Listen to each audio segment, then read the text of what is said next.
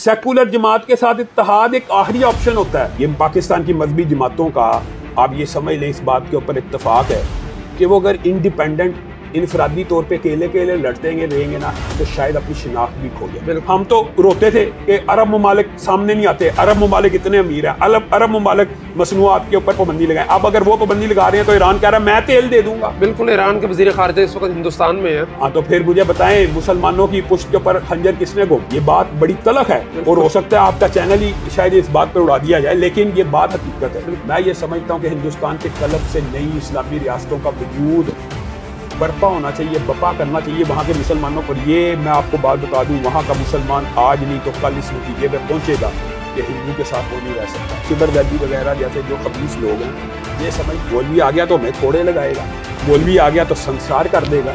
बुनियादी बात ये है, इनको मौलवियों से और क्या चढ़ा, वरना मौलवी ने इनके साथ क्या किया है।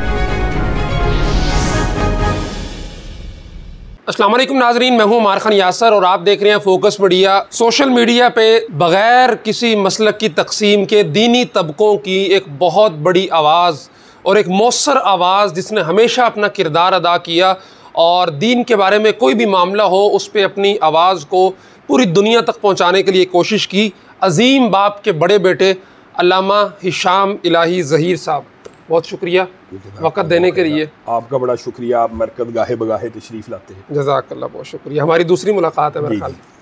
तो अल्लामा साहब, आपकी प्रोफाइल पे लिखा हुआ है 5 मास्टर डिग्री होल्डर्स, एडवोकेट भी हैं हाई कोर्ट के, एक स्कूल भी चला रहे हैं, चेयरमैन भी हैं कुरान और सुन्नत ट्रस्ट के, एक यूनिवर्सिटी के डीजी भी हैं।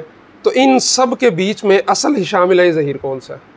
बिस्मिल्लाहिर्रहमानिर्रहीम। अम्मार भाई, बुनियादी तौर पे ये इसको कहते हैं टाइम मैनेजमेंट। जी, डिग्रियां तो ज़ाहिर है ज़माना तालिब इल्मी में ले ली, और मैं आपको बताता चलूँ कि मेरे पास तो अगर 5 डिग्रियां तो इब्तिसाम भाई के पास 10 मास्टर डिग्री। अच्छा। फिर मैं एमफिल करने लगा, वो भी एमफिल करना का किया, हम दोनों ने एमफिल किया, अब वो पीएचडी कर रहे हैं, अब मैं पीएचडी में दाखिला ले रहा हूँ। बुनियादी तौर पर ये पढ़ने का शौक़ तो आप ये समझ लें कि विरासत में मिला, लेकिन जहाँ तक मुख्तलिफ नौ कामों का ताल्लुक है, जैसे स्कूल को चलाना, यूनिवर्सिटी का डीजी होना, इसके लिए टाइम मैनेजमेंट रिक्वायर्ड होती है। मैं आपको बताऊं, कई मरतबा ऐसा होता है कि फैमिलीज जो होती है ना, ख़ानदान, उनके जो करीबी तरीन यानी लोगों के फंक्शन होते हैं ना, वो मिस हो जाते हैं। अच्छा। अभी आज जब आपने मुझे कॉल की, उस वक्त मैं शरकपुर में था, लेकिन मैंने कहा आपकी कॉल आई है, मैंने हर सूरत इंशाल्लाह लाहौर तो पहुँचना। फिर मैंने आपको कहा कुछ लेट हो गया तो रात को मुलाकात हो जाएगी, तो इस फिर टाइम मैनेज करना पड़ता है। कई मरतबा ऐसा होता है कि ज़ाती घर के अंदर भी कोई खुशी हो या गमी हो। मैं आपको बताता हूँ, मिसाल दे रहा हूँ कि मेरा एमफिल का पेपर था जिस दिन मेरा बेटा पैदा हुआ।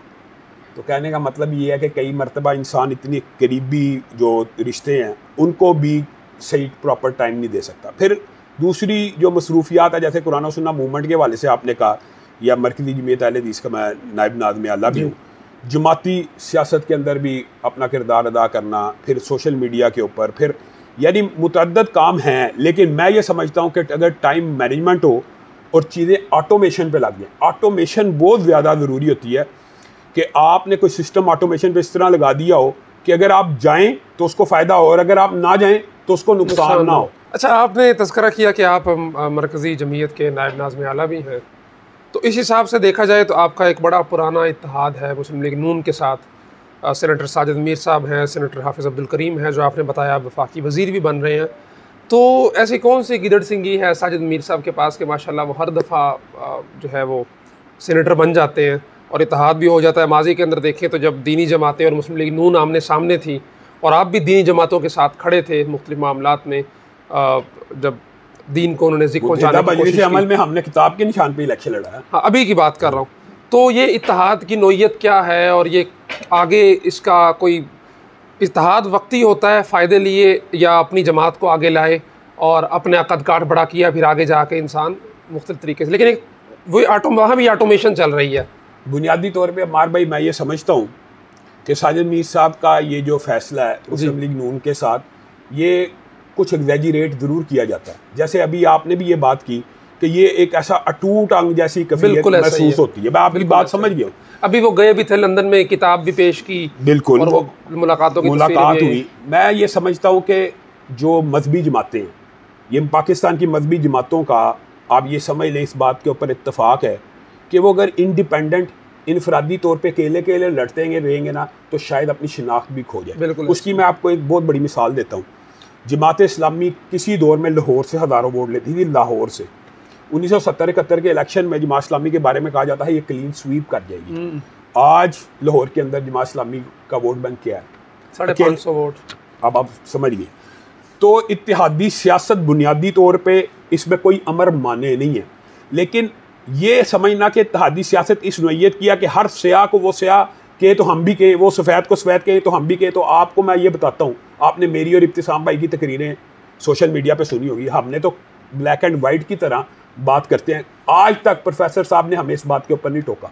गोया उनके जहन में भी ये बात है कि जहाँ पे इस्लामी इक़दार की बात होगी उसके ऊपर जो राइट है वही कहा जाएगा। मिसाल दे रहा हूँ, अभी कल परसों की बात है, ये जो बजट के अंदर इन्होंने फिल्मों के ऊपर से टैक्स उठाया, ये वो उसकी भरपूर मजम्मत की है।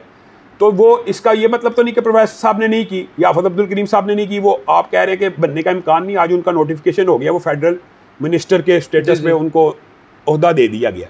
लेकिन ये समझना कि हम उनकी हर गलत बात के हामी हैं, ये कतई गलत बात है। जब भी कोई ऐसी बात हुई है हमने सबसे पहले स्टैंड लिया। मसलन महंगाई की बात ले लें, आफत अब्दुल करीम साहब की आप ट्वीट्स देख लें, प्रोफेसर साहब की देख लें, खुद मेरी तकरीर सबसे पहले मैंने की इस बारे में कि अगर महंगाई ही करनी थी तो इमरान खान को उतारने की क्या जरूरत थी। तो गोया जो इत्तेहादी सियासत होती है अमार भाई, वो गिव एंड टेक का नाम होता है, गिव एंड टेक का नाम होता है। अगर वो हमें कुछ फ़ायदे दे रहे हैं तो वो हमसे कुछ फ़ायदे ले भी रहे हैं। बिल्कुल, आप ये समझे कि एक बहुत बड़ा वोट बैंक उनकी झोली में गिर रहा है, उनको उसका फ़ायदा हो रहा है। लेकिन जहाँ तक बात है मजहबी जमातों का, मौलवी साहब की, मैं मजहबी जमातों की तरफ भी आऊँगा, आपकी मुलाकातें भी हुई पिछले दिनों, उस पर भी आता हूँ। एक ज़िमनी इलेक्शन में मौलवी साहब की तकरीर थी मिंबर से, जो उन्होंने मुस्लिम लीग नून शायद नून को वोट देने की, तो उस पर काफ़ी कंट्रोवर्सी भी जनरेट हुई सोशल मीडिया पे। जो दुनियादार लोग हैं उन्होंने भी कहा कि ये मिंबर से इस तरह का, आप समझते हैं वो ठीक था सारा? मैं ये बात समझता हूँ बुनियादी तौर पे मार भाई, पंजाब के अवाम की ख़ास तौर पे ये तरबियत और ट्रेनिंग नहीं हुई। आप खैबर पख्तूनख्वा गए हैं, आप अफ़गानिस्तान से अभी होके हैं, वहाँ के अवाम की कुछ सियासी ट्रेनिंग हो चुकी है। हमारे हित्ते के, इस पंजाब के हित्ते में ये समझा जाता है कि जो मौलवी है ना या आलम दीन है, मिंबर के ऊपर खड़ा अच्छा लग रहा है। मिंबर रसूल का वारिस आलम दीन को होना चाहिए। मिंबर रसूल का जो वारिस है वो शराबी ना हो, मिंबर रसूल का जो वारिस है वो जानी ना हो। ये कंसेंसस पाया जाता है माइंड के अंदर। ये बात ऐसे खूबी हुई है कि आप कोई करप्ट मौलवी मस्जिद के मिंबर पे खड़ा कर दे, लोग उतार देंगे। बिल्कुल ऐसा ही है। उसका करैक्टर लूज भी होगा, उसको उतार देंगे। अब मुझे आप ये बताएं कि अगर मिंबर रसूल का वारिस आलम दीन है तो तख्ते रसूल का वारिस आलम दीन नहीं होना चाहिए? बिल्कुल आलम दीन को होना चाहिए, आलम दीन होना चाहिए। तो तख्ते रसूल की विरासत किस तरह हासिल की जाएगी?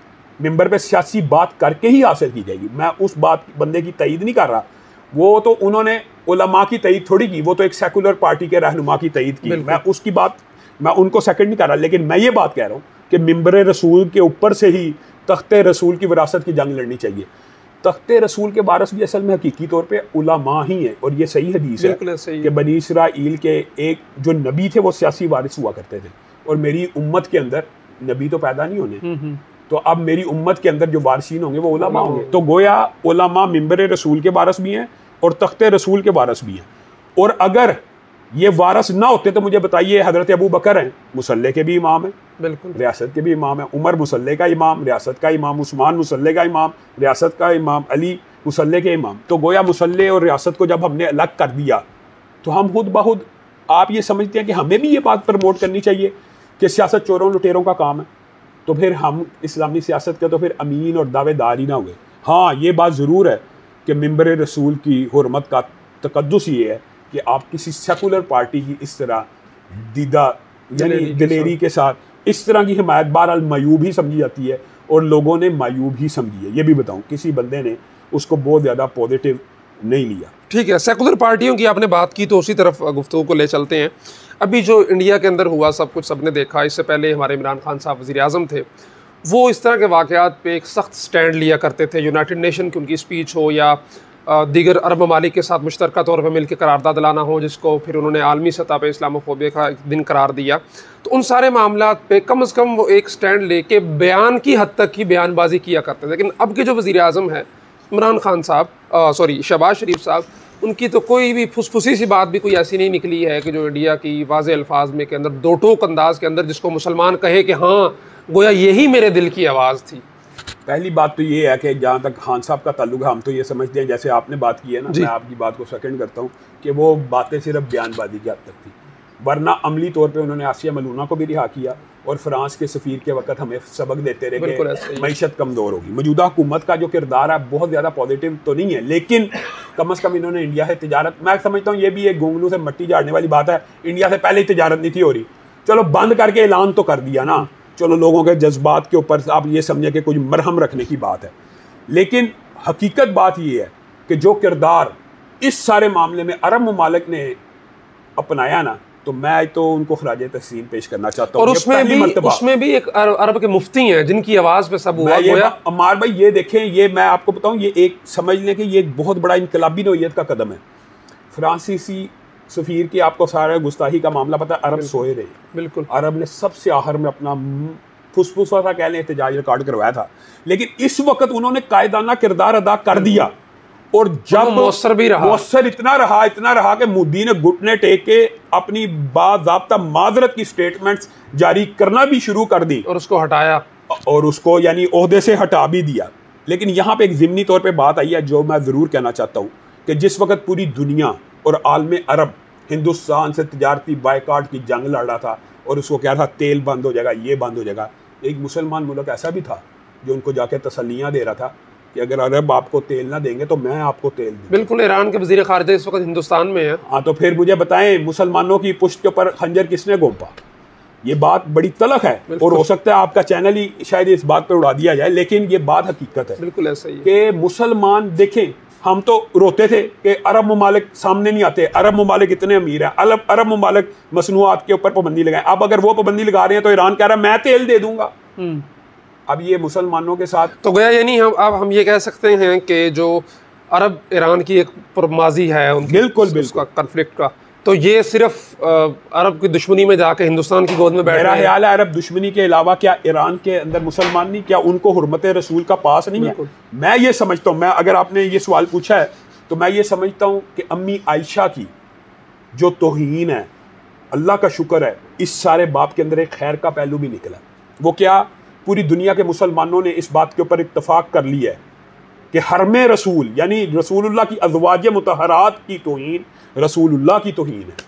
मैं ये समझता हूँ ईरान के उनकी हिमायत करने का एक फैक्टर ये है कि ईरान के अंदर ऐसे ऐसे मुफ्तियान मौजूद हैं उनके जो उम्महातुल मोमिनीन की तौहीन को अपने मज़हब और अक़ीदे का हिस्सा समझते हैं। और ये हिंदुस्तान वाली भी देखा जाए तो हज़रत आयशा रज़ियल्लाहु तआला अन्हा पे ही बात की। मैं यही कह रहा हूँ, इस तौहीन के नतीजे में पूरी दुनिया ने जो इत्तेहाद का मुज़ाहरा किया, उन्होंने ये साबित किया कि उम्महातुल मोमिनीन की तौहीन रसूलुल्लाह की तौहीन है। बिल्कुल, ईरान के अंदर एक आपको पता खास मज़हब को प्रमोट किया जाता है जिनके नज़दीक उम्महातुल मोमिनीन की तौहीन को इतना बड़ा इशू नहीं है। मैं ये समझता हूँ इशू क्या सवाब है उनके नज़दीक। हाँ, बस बात ये है, आप तो खुल के कह रहे हैं ना।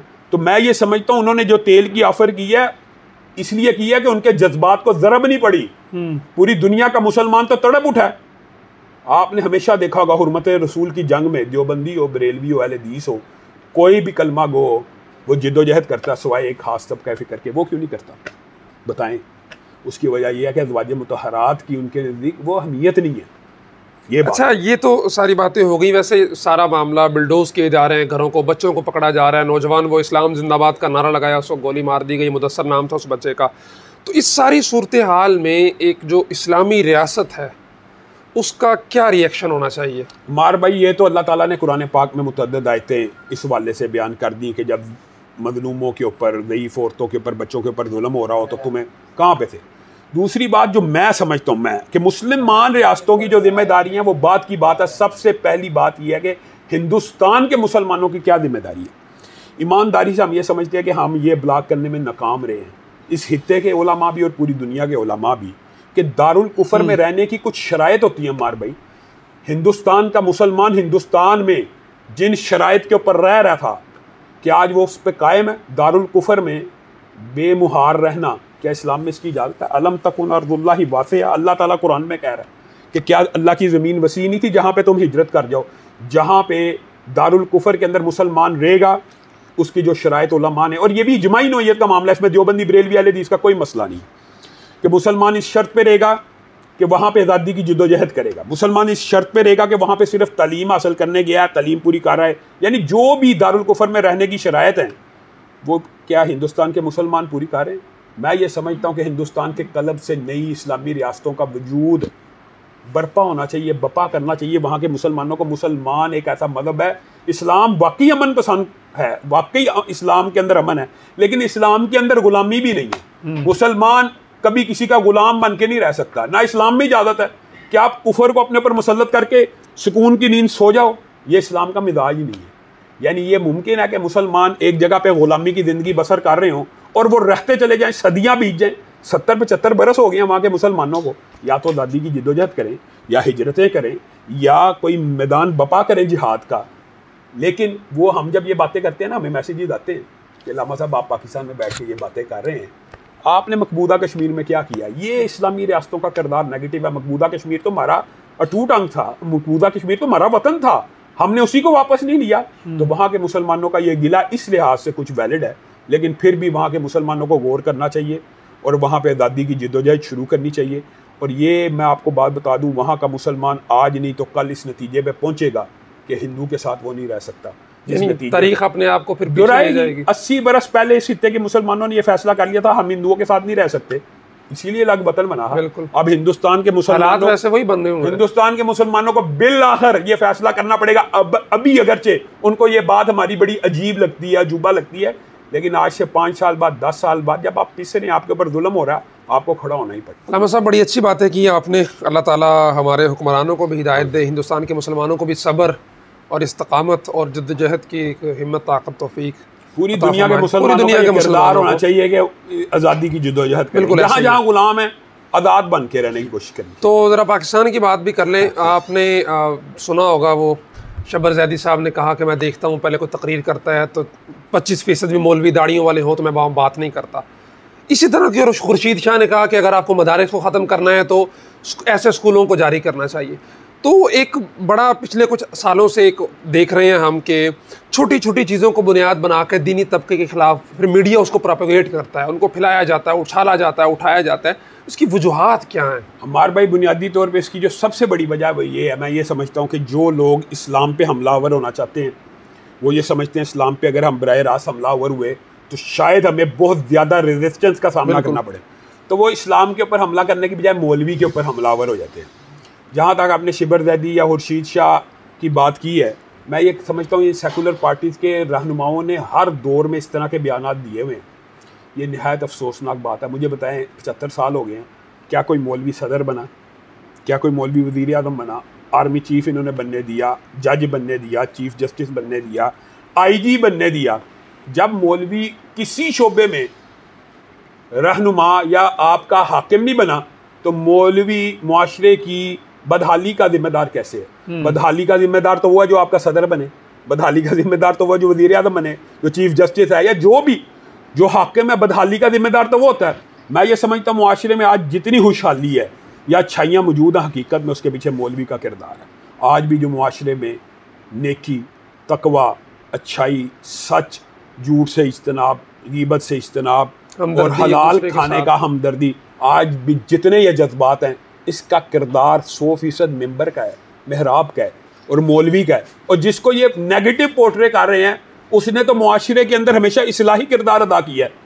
ये उसको ये बुनियादी तौर पे ये समझते हैं, मैं आपको अब सच्ची बात बताऊं, ये शब्बर ज़ैदी वगैरह जैसे जो खबीस लोग हैं ये समझते हैं कि अगर मौलवी आ गया तो हम शराब कैसे पिएंगे, मौलवी आ गया तो हमें कोड़े लगाएगा, मौलवी आ गया तो संसार कर देगा। बुनियादी बात ये है, इनको मौलवियों से और क्या चढ़ा, वरना मौलवी ने इनके साथ क्या किया है? कौन सा ऐसा जुल्म इनके साथ हुआ जो मौलवी ने किया हो? इनके जनाजे पढ़ाते रहे, इनके निकाह पढ़ाते रहे, इनकी खुशी गमी में मौलवी साथ शामिल होता रहा। तो अच्छा, इस सब में आपका जो कि मीडिया के साथ भी ताल्लुक है, बड़े करीब से आप मुख्तलिफ शोज़ में आते रहते हैं, खुद भी बड़े एक्टिव हैं ट्विटर पे, फेसबुक पे, मीडिया का किरदार इसमें बड़ा नेगेटिव नहीं आप देखते? बहुत ज़्यादा नेगेटिव है। मीडिया ने मौलवी को, मैं ये समझता हूँ, यानी हमारे मुआशरे नहीं, देखिए यार मौलवियों को तो पंजाब से वोट भी नहीं मिलता, बिल्कुल। तो फिर आप खुद हिसाब लगा लें कि जिस तबके को आपने आज तक अपना रहनुमा हकीकी नहीं बना, मस्जिद के अंदर इमाम मान लिया है, ये मानते हैं हम कि मस्जिद का इमाम तो मानना है, लेकिन सियासत का इमाम नहीं माना, बाज़ार का इमाम नहीं माना, मुआशरत का इमाम नहीं माना, अगर ये मौलवी को इस बारे में भी इमाम मान लें तो मुआशरा दुरुस्त होगा। ये समझते हैं कि मौलवी की वजह से मुआशरा ख़राब होगा, इनके लिए तो ख़राब होना ही है ना। इनको तो मौलवी इस्लाम का चौकीदार है, चौकीदार से नफरत डाकू। अच्छा, मौलवियों की सियासत की बात कर रहे हैं तो फिर हम इस तरफ भी आ जाएं कि तहरीक लब्बैक का बड़ा वोट बैंक है, आपके मरकज़ी इम्तियाज़ है, जमीयत उलमा इस्लाम एक बड़ी बल्दियाती इलेक्शन में KPK में बलूचिस्तान में बड़ी ताकत बन के उभरी है, दीगर मजहबी जमातें हैं। तो आप माशाल्लाह इत्तेहाद बैनुल मसालिक की बहुत बात भी करते हैं बयानात के अंदर, सोशल मीडिया पे, तो कोई अमली काम भी नज़र आ रहा है इनको इकट्ठे जोड़ने का, कोई आगे इलेक्शन के हवाले से आगे बढ़ने का? चूँकि अगले साल तो इलेक्शन आए खड़े हैं। हमार भाई बुनियादी तौर पर मजहबी जमात जो भी होती है हकीकत में वो दूसरी मजहबी जमात की फिक्री इत्तेहादी होती है। फिक्री अलाइंस तो है ना जी, मतलब कि हमने जना के खिलाफ, सूद के खिलाफ, बेहयाई के खिलाफ, ये पॉसिबल है कि कोई बरेलवी या देवबंदी अहले हदीस का इख्तलाफ हो? कोई इख्तलाफ नहीं, हम फिक्री इत्तेहादी है। लेकिन अमली तौर पे होता क्या है, मैं और इब्तिसाम भाई, इस तरह और भी दीगर जमातों के अंदर मुआविया आदम तारक साहब हैं, और भी सईद अल्लामा सईद असद साहब हैं, और भी नाम है जो मैं जानबूझ के भी नहीं ले रहा क्योंकि हमारी कुछ टॉक्स जारी है।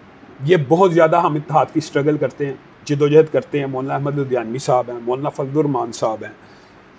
हकीकत में मौलाना फजलुर रहमान साहब से लेकर, मौलाना समीउल हक के बेटे से लेकर, मुआविया आदम तारक से, इब्तिसाम भाई से, मेरे से, साद रिजवी से, हम ये चाहते हैं सब एक हो जाए। हम सब की ये ख्वाहिश है कि सब एक हो जाए, लेकिन उनके अंदर कुछ हर्डल्स होती हैं मार भाई। वो जो हर्डल्स और रुकावटें हैं वो मैंने और मजहबी जमातों ने दूर करनी है।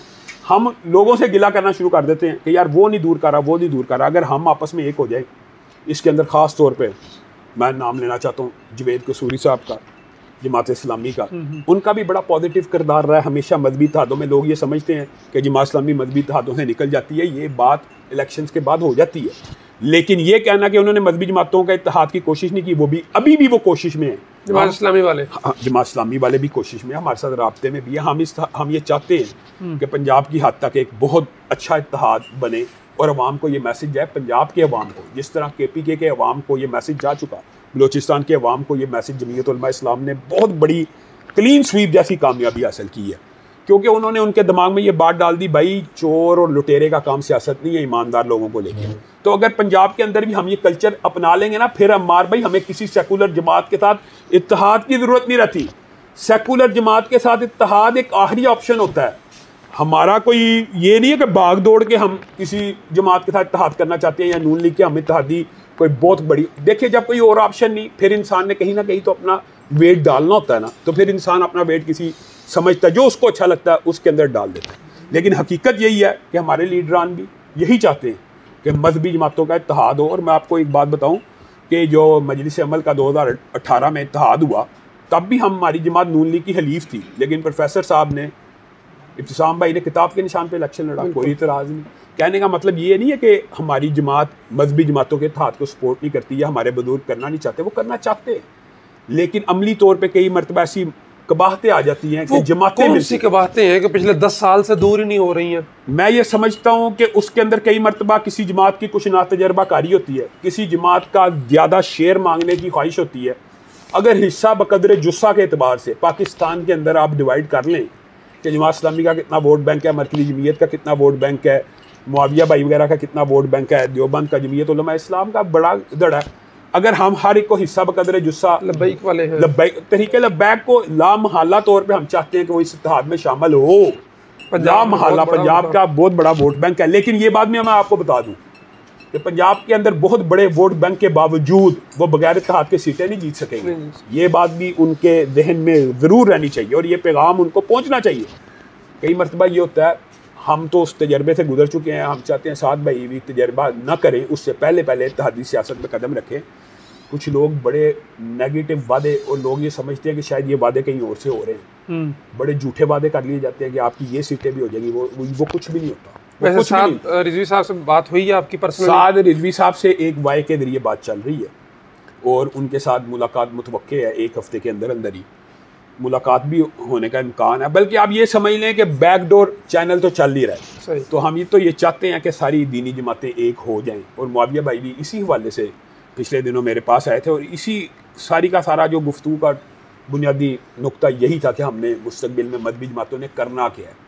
तो उनकी बातें तो बड़ी कुछ बहुत अच्छी थी कि मौलाना फजलुर रहमान के अब बेटे आ चुके हैं, मौलाना समीउल हक के बेटे। मैं इसी तरफ आ रहा था, मेरा आखिरी सवाल, आपका टाइम ज़्यादा ले लिया, कि सियासी मंजरनामे पे देखें तो इस वक्त साहबजादे माशाल्लाह छाए हुए हैं। समीउल हक साहब के बेटे मौलाना फजल रहमान के, असद महमूद असम्बली के अंदर उनकी सुना, आज़म तारिक साहब के साहबजादे माविया आज़म साहब, एहसान अली ज़हीर साहब के दोनों साहबजादे माशाल्लाह, उधर से अवैस नूरानी साहब हैं, फिर साद रिजवी भी साहबजादे हैं। साहबजदगान का दौर आ चुका है, इनको एक होने की भी जरूरत है, बिल्कुल एक होने की ज़रूरत है। तो ये कोई कोलैबोरेशन हो रही है आप लोगों की? मैं ये समझता हूँ अगर हम एक हो गए ना तो पाकिस्तान की दीन पसंद अवाम के लिए, क्योंकि ये वो साहबजादे हैं जो पूरी मजहबी तबके को लीड कर, मैं आपको एक बात कर रहा हूँ, ये बहुत बड़ी खुशखबरी होगी, ये बहुत बड़ी उम्मत के लिए भी खुशखबरी होगी। और मैं ये चाहता हूँ, मैं ज़ाती तौर पे ये चाहता हूँ कि मैं उम्मत को और पाकिस्तान के दीन पसंद तबकों को ये खुशखबरी सुनाऊँ। और मैं और इब्तिसाम भाई इसमें कुल्ली कुर्बानी के लिए भी तैयार हैं कि हमने तो उनको बहुत सारी बातें कह भी दी हुई हैं कि इन खतूत के ऊपर दीनी जमातों का इत्तेहाद होना चाहिए, और इसके अंदर हम जमात इस्लामी को कभी भी नज़रअंदाज नहीं करना चाहते, और हम ये चाहते हैं कि वो भी इस इत्तेहाद में शामिल हो। चले इंशाल्लाह, आपने जो बेड़ा उठाया है, पहले भी बात हो रही थी तो आप आगे बढ़ेंगे, आज इसको अपने खादिम के तौर पे जो है वो अपने पीछे पाएंगे। इजाज़त दीजिए अपने मेज़बान अमार खान यासर को, और देखते रहिए फोकस मीडिया। बहुत शुक्रिया।